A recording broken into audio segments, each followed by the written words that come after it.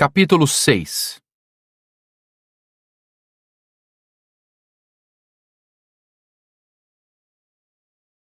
Durante o restante do dia, a observação continuou tranquila, exceto pela acalorada discussão entre Tiago e Del Vecchio. O professor não admitia essa história de bruxos e demônios. Coisas que não existiam nem nunca iriam existir. A regeneração do cadáver, por enquanto, permanecia inexplicada. Mas associá-lo ao funesto frio que envolvia toda a cidade e principalmente o laboratório era demais. Embora tivesse que admitir que o frio era realmente estranho. Toda vez que tinham que trocar a bateria da câmera era um desespero. A sala estava completamente congelada. Se a porta por acaso fechasse, prendendo alguém lá dentro, o sujeito estaria morto e congelado antes que o grupo desse por sua falta. Tiago insistia em sua teoria. Aqueles 7 elementos eram diferentes. De alguma maneira, eram bruxos, e cada um dos 7 nomes correspondia a cada um dos cadáveres. Agora, o que significavam era indecifrável, porque somente Inverno estava se regenerando era outro mistério. Del Vecchio chamou um pequeno pelotão do exército, requisitando segurança à sua pesquisa. Os soldados nem chegaram a entrar ou a tomar conhecimento pleno do que se passava dentro do laboratório. Limitaram-se a guardar a porta frontal, evitando que os curiosos tentassem invadir o galpão. Um ônibus da universidade já havia levado para Porto Alegre a maioria dos professores e estudiosos, que deveriam esperar em segurança, no laboratório da USPA, o material recolhido de dentro da caravela. Foi quando a noite chegou, acentuando o frio litorâneo, que uma nova fase dessa bizarra história se desencadeou. O sexteto persistente, Del Vecchio e Eliana, Dias e Matias, Tiago e César, procurava criar um ambiente menos inóspito para a vigília. Instalaram mais 2 aquecedores na saleta e 6 dentro do laboratório próximos à câmera de vídeo, facilitando a troca das baterias quando necessário. Estavam dispostos aos pares, formando um corredor até o aparelho. Tudo estava correndo monotonamente, se é que era possível descrever a situação assim, quando o primeiro sinal diferente apareceu. Na tela do computador surgiu uma setinha cintilante acompanhada de um bip de alarme. Todos despertaram de uma espécie de sonolência. Acotovelaram-se ao redor de Matias, que interpretava a leitura com velocidade, movimentando o mouse do notebook, abrindo janelas no programa. Uau, Dias, dê uma sapiada nisso aqui. Matias virou a tela para seu superior, fazendo-o ficar com a mesma cara de espanto que ele. Cheque de novo. Isso não pode, meu Deus, isso não pode estar certo. Eu já chequei, Dias, está certo, certinho, é isso aí mesmo. Alguém, por gentileza, podia dizer o que está acontecendo? É incrível, Eliana. O quê? Ele? O cadáver, o espécime. Ele está apresentando atividade muscular em quase todos os conjuntos. Os principais... Está vivo? Ainda não sei, mas está quase. O coração não bate, o cérebro... Um novo som de bip soou, acompanhado do ligamento automático de uma espécie de impressora atrás dos curiosos. Del Vecchio, atônito, via o equipamento cuspir uma espécie de papel acetinado de uma extensa bobina contínua. No instante seguinte, uma ponta com 3 agulhas flexíveis e independentes começou a funcionar, tingindo o papel com uma série de linhas incompreensíveis. Que é isso, Dias? Tiago e César acompanhavam o desenrolar dos novos acontecimentos bastante espantados, mas sem compreender muita coisa. Isso são ondas. Ele está emitindo ondas cerebrais, completou Matias. Tiago finalmente abriu a boca. Então, ele está... vivo? Parece que agora ele está vivo. Mas o coração não está batendo, não pode estar vivo. Isto é, vivo mesmo, comentou Matias vacilante. Abandonaram a tela do computador e acotovelaram-se na frente do monitor que focalizava o rosto do espécime. Inverno está vivo, balbuciou Tiago. Que diabos nós achamos? Todos encararam César, que estava olhando fixamente para o monitor como hipnotizado. Que diabos nós achamos? Repetiu. E se os outros acordarem? Perguntou Eliana. Todos se mantiveram em silêncio, esperando mais um sinal da estranha criatura. Quero dizer, ela continuou, se esse aí é o tal Inverno, como supomos, e se ele trouxe esse frio, o que os outros vão trazer? O silêncio pareceu se aprofundar ainda mais. O que os outros demônios iriam trazer? Que maldições recairiam sobre aquelas pobres almas que ousaram violar a caixa prateada? Bem, se esse aí é o inverno e tá provocando esse frio dos diabos, acho que a gente já pode imaginar o que provoca o tal de tempestade. Não acredito que vocês estejam discutindo isso, protestou o Del Vecchio. Ainda não sabemos se o frio tem alguma coisa a ver com essa coisa. Você vai me desculpar, professor, mas esquisitice por esquisitice, eu não acho que eu tô tão errado assim. Tiago defendia a sua opinião. E se eu fosse o senhor, tomaria mais precauções, porque isso aí está extrapolando qualquer tipo de normalidade. Eu também acho que não é mais nenhum fenômeno natural. Como pode dizer isso, Dias? Você já viu e estudou uma porção de coisas estranhas. Me desculpa, Del, mas faço minhas as palavras de Tiago. Isso aqui está realmente extrapolando. Isso não é natural. Tem coisa aí. De que tipo de precaução você está falando? Sei lá. Amarrem essas coisas. Se eles são demônios mesmo, certamente não são bonzinhos. Os portugueses devem ter tido um bom motivo para trancá-los nessa caixa. Absurdo! Bruxaria é absurdo! Ah, é? Por que o senhor não experimenta ir de sunga lá fora ou então dá um passeio nu pelo laboratório? Se liga, professor. Não tem nenhum equipamento resfriando o ar ou a cidade. Tá vindo disso aí. Se eu fosse o senhor, amarrava cada um deles nessas macas de ferro. Ou melhor, trancaria de novo na caixa e jogava de volta ao mar. Ninguém precisa ficar sabendo. Abro mão da minha grana em prata. Pode tacar na água. Não, é nosso dever descobrir o que está acontecendo. Eu topo pagar para ver, apoiou Matias. Eu também, revelou Eliana. Se a Eliana fica, eu fico, condicionou César. Dias e Tiago entreolharam-se. Que se dane, eu fico também, disse o biólogo. Agora Tiago estava sozinho. Balançou a cabeça em sinal negativo. Eu fico. Mas se amarrarmos essas porcarias. Del Vecchio concordou, balançando a cabeça. Vou providenciar cintas de couro. Eliana prontificou-se.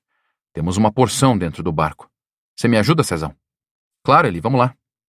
César e Eliana abandonaram a pequena sala indo para as docas. Tiago e Del Vecchio retomaram uma discussão acalorada sobre possibilidades. O professor estava quase cedendo, mas era orgulhoso demais para admitir que realmente poderia estar enganado, ainda mais para um caiçara sem instrução superior. Discutiam quando Dias lhe chamou a atenção. Ei, caras, é bom que eles cheguem logo com as tais das cintas. Que foi? Inquiriu o professor. Os três deitaram os olhos na tela, enquanto a impressora de ondas cerebrais parecia ter enlouquecido, produzindo rabiscos enfurecidos. O corpo de inverno estremeceu. Em seguida, começou a sofrer espasmos curtos a cada 10 segundos. A cada espasmo, os espectadores davam um pulo. Isso cessou a discussão totalmente, pois talvez fosse a coisa mais apavorante que aqueles três haviam presenciado em toda a vida. Era um cadáver, inegavelmente um cadáver. E estava voltando das trevas, voltando da morte. E para quê? Com que objetivo uma criatura tão estranha desafiaria o curso natural das coisas? Certamente, coisa boa não viria. Del Vecchio, num impulso apavorado, deixou a sala e fugiu do galpão. A frequência de sacolejos aumentou.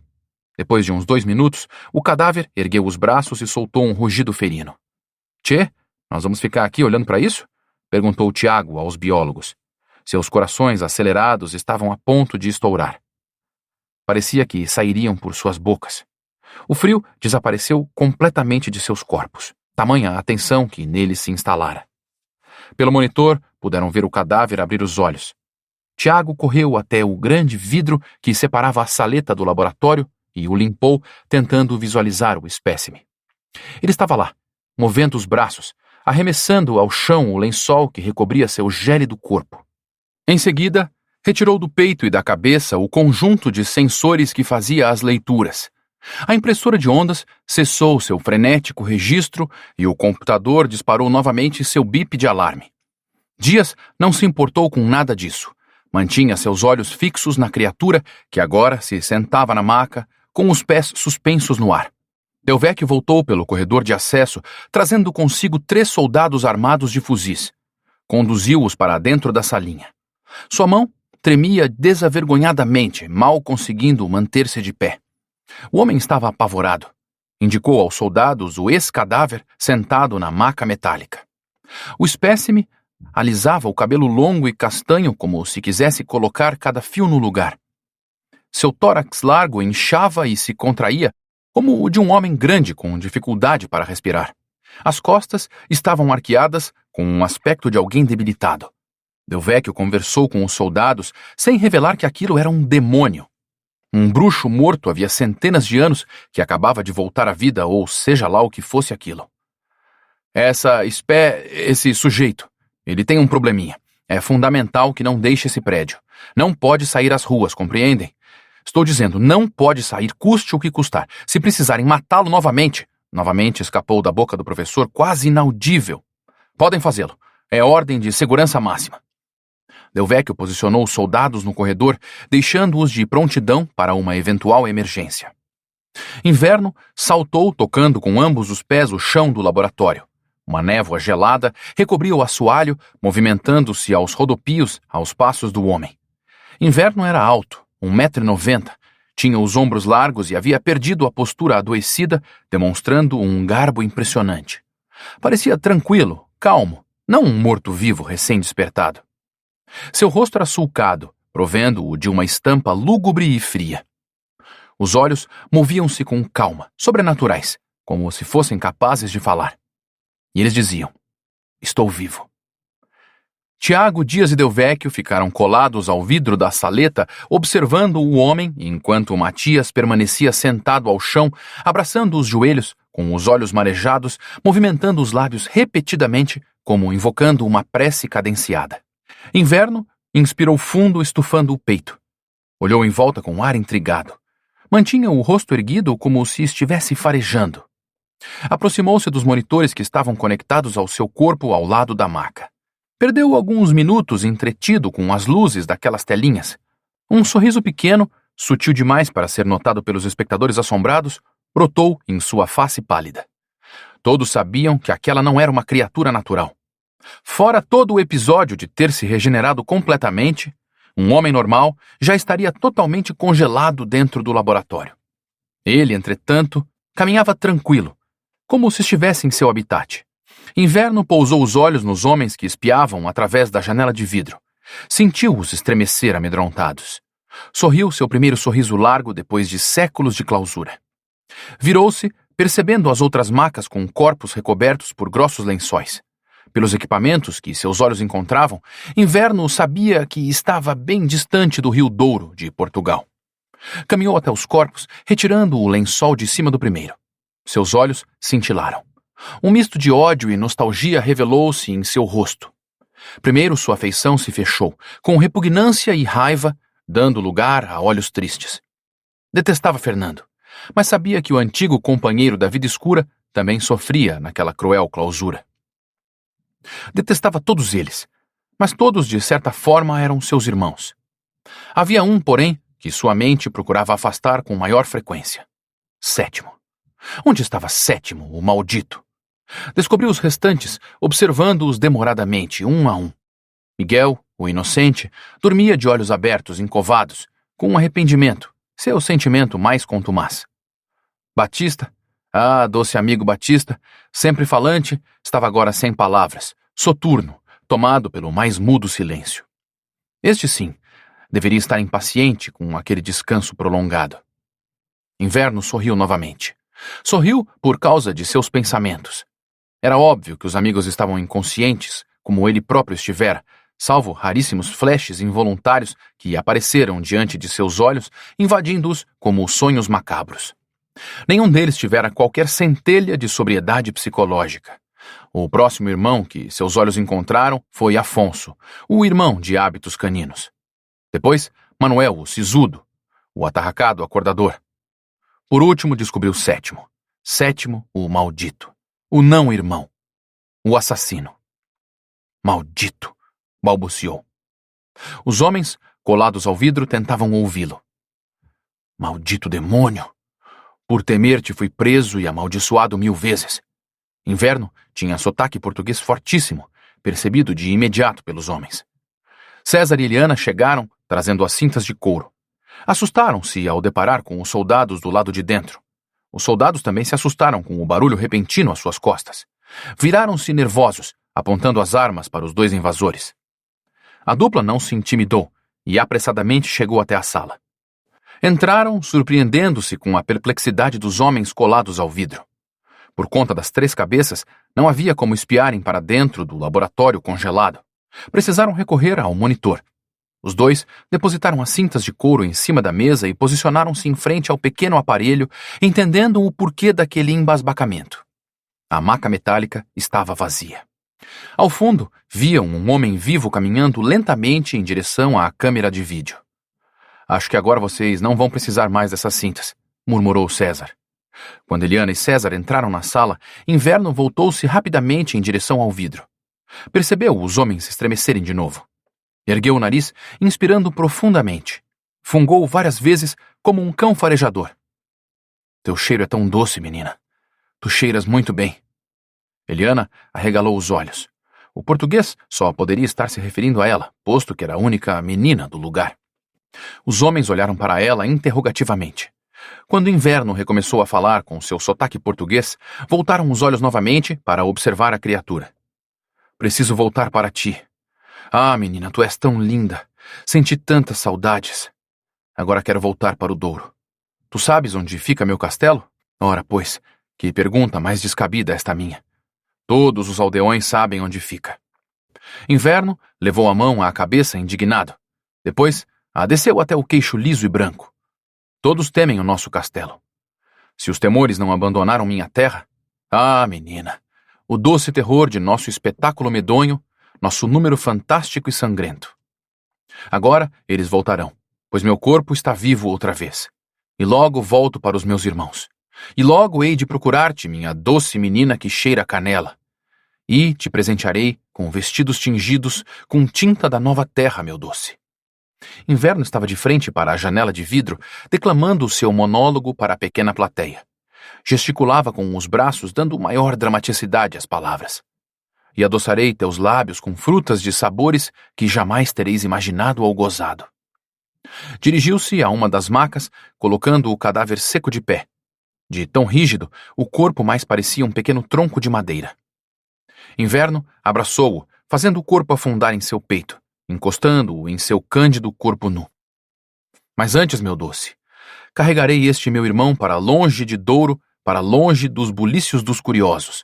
Ah, se uma graça me fosse concedida, mandaria este demônio para o fundo do inferno mais uma vez. Inverno ergueu o irmão e jogou-o sobre o ombro como se fosse um tronco de madeira oco, sem peso. O homem que congelava o laboratório caminhava agora em direção à porta, procurando abandonar o local.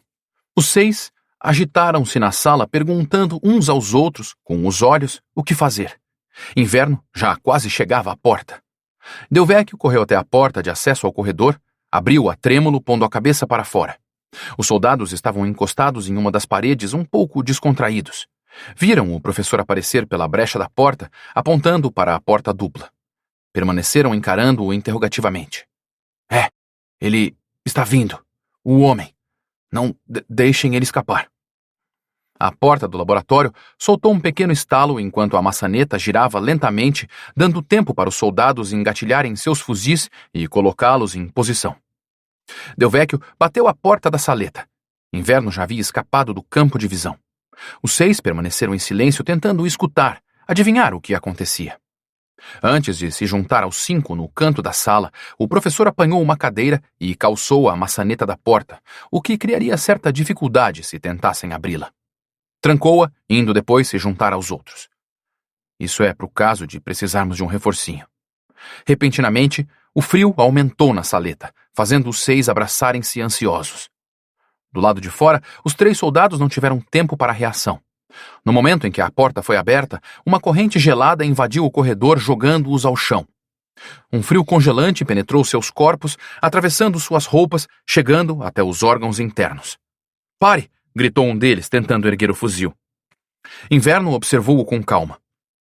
Viu que aqueles 3 humanos que congelavam em sua presença trajavam um uniforme, sendo muito provavelmente militar. Percebeu que o rapaz que lhe ordenara a parada empunhava uma espécie exótica de arma de fogo. Inverno, com a mão direita ocupada em segurar seu semelhante, estendeu a mão esquerda na direção do soldado. O soldado apertou o gatilho, liberando 3 disparos certeiros. O frio congelava seus dedos expostos, causando imensa dor ao menor movimento. Gemia doloridamente enquanto o estranho homem tombava junto com o que carregava. Inverno caiu de costas, deixando o irmão ir ao chão desastrosamente. Levou a mão ao peito, notando que a arma o havia perfurado, causando-lhe dor. Soltou um urro enfurecido. És muito afoito, ó gajo, bradou. Sentiu uma dor lancinante também na parte alta do ombro. Alguma coisa o havia ferido de raspão. E agora? Isso vai custar-lhe caro à tua pessoa. Ah, que dor forte! Ainda não estou pleno de energia, seu infeliz. Até uma alfinetada pode ferir minha nobre carne. Inverno levantou-se. O soldado estava imóvel, mas ainda vivo. Uma pequena camada de gelo cobria a face do rapaz, tornando seus cílios e sobrancelhas brancos como a neve. Nuvenzinhas de vapor escapavam por entre seus lábios em curtos intervalos de tempo, revelando uma respiração assustada e difícil. A arma de fogo jazia no chão. De pé, mais uma vez, Inverno levou a mão aos ferimentos de onde não vazava sangue algum. Oh, rapaz! Percebes que eu não sangro? Hã? A velocidade com que as nuvenzinhas apareciam aumentou, revelando que o soldado percebia sim. Inverno apontou para o soldado como o fizera anteriormente. Aos poucos, as fumacinhas diminuíram de intensidade. O rosto do rapaz foi todo recoberto pelos cristais gelados, ficando completamente sepultado por uma espessa camada de gelo. Inverno voltou-se para o laboratório e apanhou o cadáver do chão, recolocando-o no ombro. Virou-se novamente para o corredor, passando entre suas 3 vítimas. As primeiras que fez após um longo repouso. Sorriu, contente em ainda proporcionar terror e extrair o sumo do pânico dos olhos cintilantes daqueles que o encarassem. Continuou caminhando pelo largo corredor, passando pelas portas de acesso à saleta onde se escondiam seus observadores, até alcançar uma grande porta dupla, como a do laboratório, que dava acesso à parte externa do galpão. Inverno encheu o peito com o ar frio da noite. Milhares de desconhecidas fragrâncias chegaram às suas narinas. Os olhos vagaram pelos céus, cobertos por nuvens frias, escondendo as estrelas. Sentia algo diferente ali. Aquele estranho porto não trazia o cheiro e nenhum símbolo de seu conhecido Portugal. Tampouco era a Espanha. Havia coisas implícitas em tudo. A voz do soldado, apesar de lhe ter revelado apenas uma palavra, o acento era peculiar. Tinha sentido, tinha perdido o senso de orientação. Estava perdido, estava longe de Douro, mas em outros tempos conseguiria farejar a direção. Hoje não sabia para onde seguir. Tampouco para que lado ficava o norte, o sul, o leste, o oeste. Iria reaprender tudo e voltar a ser o maníaco preciso de antes. O terror que congelava o coração dos portugueses, dos espanhóis e até mesmo dos interessantes franceses. Pousou o cadáver seco no chão, olhando nos olhos do irmão. Devo guardar-te agora, maldito. E temos de partir antes de as novas hostes se prontificarem a nos caçar como fizeram tantas infrutíferas vezes. Tu agora não queres sangue. Quanto a mim, não posso dizer o mesmo. Agora tratarei de esconder-te e depois irei ao meu jogo. Inverno baixou os olhos, observando o mar. Depois de centenas de anos, eles voltaram a se espantar. Parada ali na sua frente estava a caravela. Virou o cadáver para que a vislumbrasse também. Vê, maldito. Finalmente algo que nos é familiar. Nossa amiga Santa Isabel ainda percorre os mares. Então não devemos ter passado tanto tempo assim na clausura. Voltou a apoiar o cadáver no ombro e escolheu uma direção a seguir. Vamos, irmão, vamos buscar morada. Os ouvidos não captavam mais nada, talvez por defeito. Afinal de contas, nunca haviam experimentado temperaturas tão baixas sem proteção. Tiago sentia-se a ponto de ser congelado vivo. Desvencilhou-se do abraço tremelicante da amiga e rastejou até perto de um dos aquecedores. Estendeu as mãos quase encostando-as nas gradinhas incandescentes. Moveu repetida e lentamente os dedos, aquecendo-os. Doíam a beça. Puxou o aparelho para perto de seu rosto. Já havia passado por invernos rigorosos. O Rio Grande do Sul nunca fora o estado mais quente do Brasil. Mas aquilo era exagero. Ainda mais em pleno verão. Voltou a sentir o rosto. Olhou para o grupo inerte. Morreriam por hipotermia se nada fosse feito.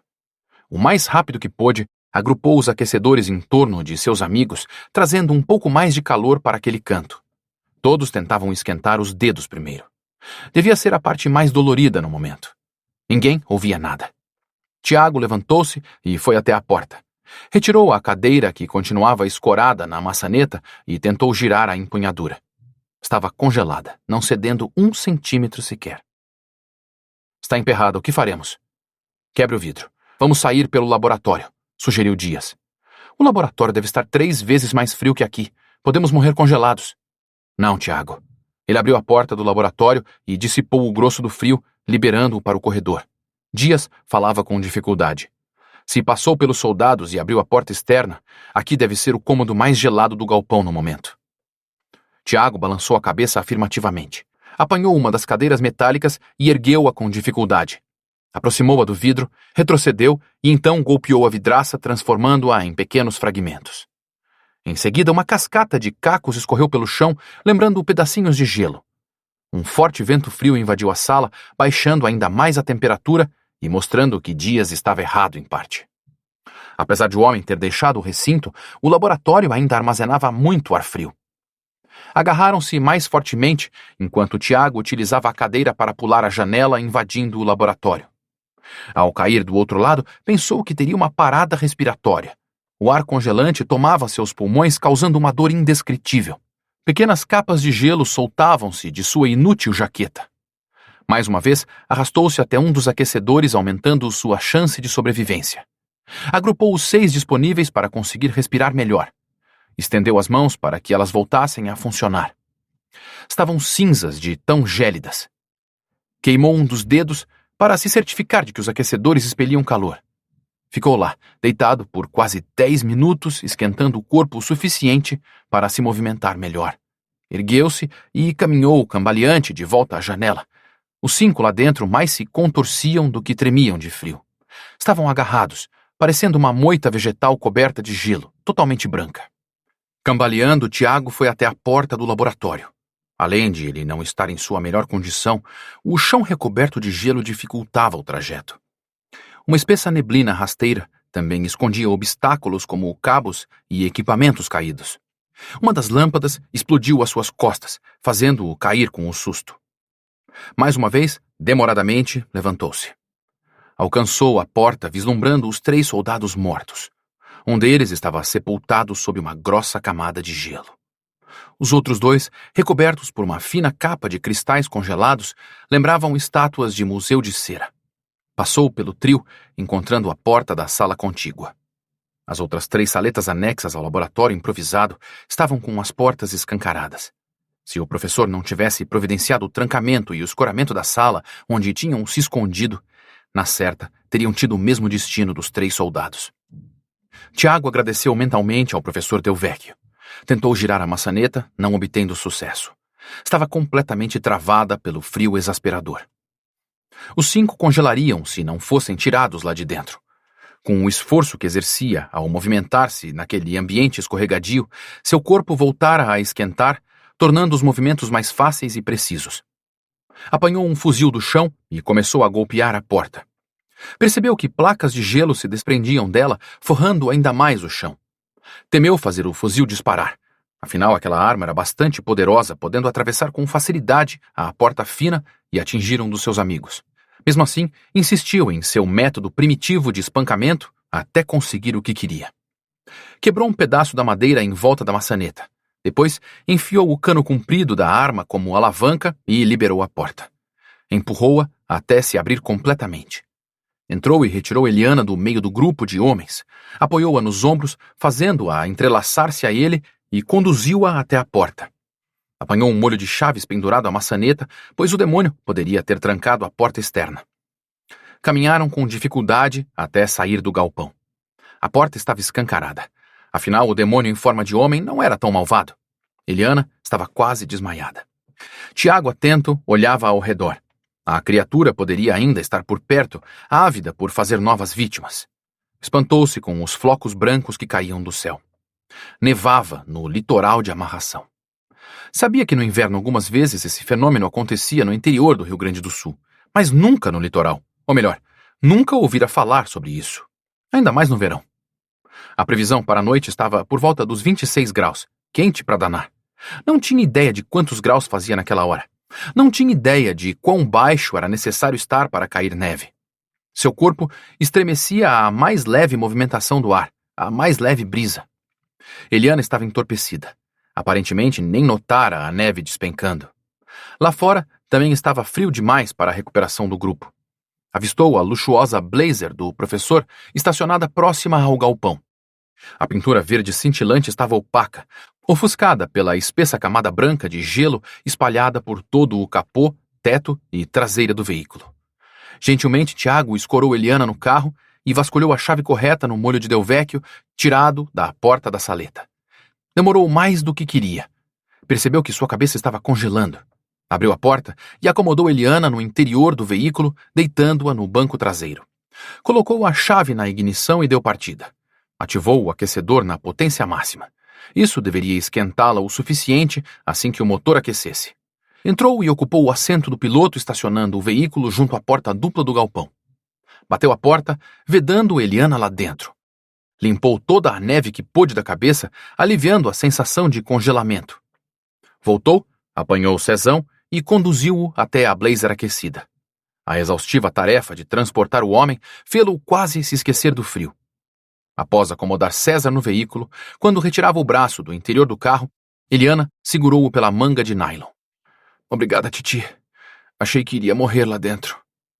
Tiago mostrou um sorriso tranquilizador para a amiga. Ainda estava preocupado com os outros, que pareciam também à beira da morte. Trouxe todos. Vivos. Dias era o mais pesado. Quase não aguentou o homem. Foi o último. Depois de acomodar os 5 lá dentro, voltou mais uma vez ao galpão frigorífico. Entrou na saleta e apanhou as cintas de couro. Foi ao laboratório. As múmias estavam descobertas, mas felizmente estáticas, sem nenhuma mudança aparente. Tiago aproveitou o aquecimento de seus músculos e começou a amarrá-las com as cintas. Duvidava de que aqueles apetrechos de couro iriam segurá-las, mas deveriam ao menos atrapalhar. Também não estava certo de que elas acompanhariam o parceiro gelado na saga do ressuscitamento, mas era melhor prevenir. Cogitou até mesmo atear fogo naquele maldito lugar. Mas aí estaria infringindo o contrato com a USPA. Agora o problema com aqueles seres místicos era da conta da USPA e do exército. Debandar era a palavra de ordem. Sem contar que o fogo desorientado queimaria aqueles pobres soldados, trazendo bastante problemas. Retirá-los do gelo levaria uma eternidade, colocaria sua vida em risco. Afinal, os músculos voltavam a reclamar do frio, tornando cada movimento forte uma penúria. Terminou a amarração e voltou para o carro, já bem aquecido. Deu partida no veículo, abandonando as docas em direção à sua casa. Foi preciso conduzir com velocidade reduzida, pois o carro dançava pelo caminho quase colidindo com cercas e postes. Tiago estava concentrado demais no caminho, atrapalhado apenas por sua confusão mental, tentando desvendar por que Inverno havia carregado apenas um cadáver. Que importância extra aquele escolhido carregava? Nos bancos aquecidos, os outros pareciam melhorar. Alguns se livravam das jaquetas de nylon, outrora recobertas de gelo, agora recobertas de geladas gotículas de água. Depois de retiradas as peças molhadas, agarravam-se uns aos outros, mantendo-se aquecidos em grupo. Seguiram em silêncio. As mentes estavam perturbadas demais para exprimir ideias ou suposições. Os olhos vagueavam pelo carro, tentando encontrar brechas nos vidros embaçados pelas respirações. Admiraram-se, aqueles pequeninos flocos brancos. Seria realmente neve?